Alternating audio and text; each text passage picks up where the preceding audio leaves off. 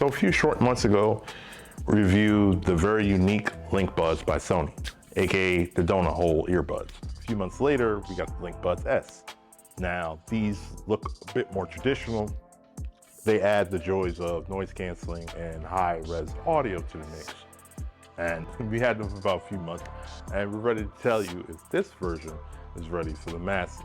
Spoiler alert, it is, but we're gonna get into exactly why. So let's get started.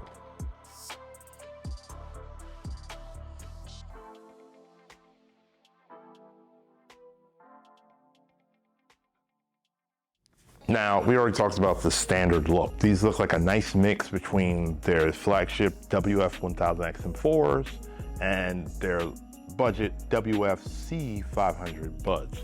Sit somewhere in between design and price-wise. So you got an overall plastic body comprised of recycled car parts along with its charging case. Then you have sensors and charging pins on the inside part and mics for noise canceling / ambient mode on the outside.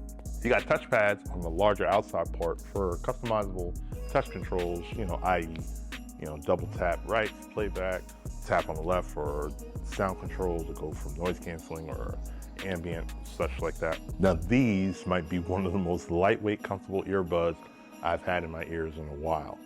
You still have IPX4 rating, hold you down against the elements, but this means you only can handle splashes of liquid and not being doused or completely submerged. All while weighing in at only 4.8 grams.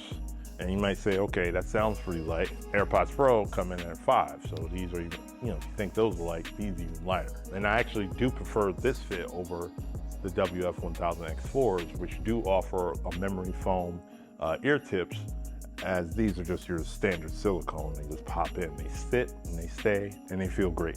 All right, now you say, Rod, cool, all that sounds great. How do they sound? So Sony checked off a lot of boxes in regards to the feature support. So you got their drivers enhanced with Sony's latest integrated processor V1, which handles the ANC, beefs up the sound quality and reduces distortion, as well as Sony's higher quality LDAC, SBC, and AAC sound profile support.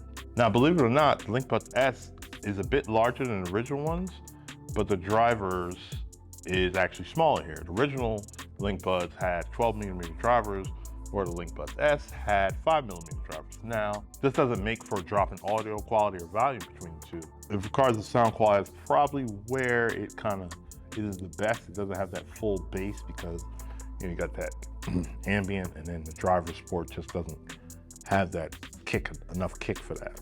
Everything led to great clarity, good separation, just kind of on the light side and the bass, like I previously said. And lastly, in the sound department, we're talking about its mics. While everything else about them has been pretty good, I think the mics on these really excel. The exterior mics have a mesh covering to help fight against wind, which does a pretty good job while taking calls. Probably one of the features that live up to the $200 price tag. And last but not least, battery life. Sony quotes these that have a little bit more juice than the original ones.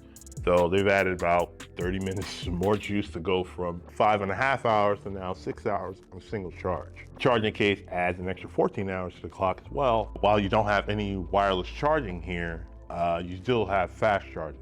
5-minute charge to get you an hour worth of juice, and take you about an hour and a half to fully charge buds, and a total of 3 hours to charge both the buds and the case. So I think Sony kind of nailed it with the LinkBuds S, offering a great mix of ANC, comfortability, and sound on a really lightweight package.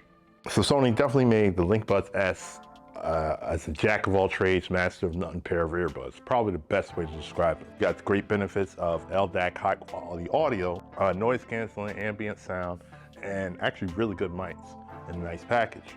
These aren't budget buds, and these aren't cheap either. Now these retail for $200. I think it's okay because they have so many earbuds out in the market. It's kind of like, okay, it could be lower, but where do you place it without stepping on someone else's toes? So I get it. If you're kind of interested, just wait for it to go on sale, because it definitely will go on sale.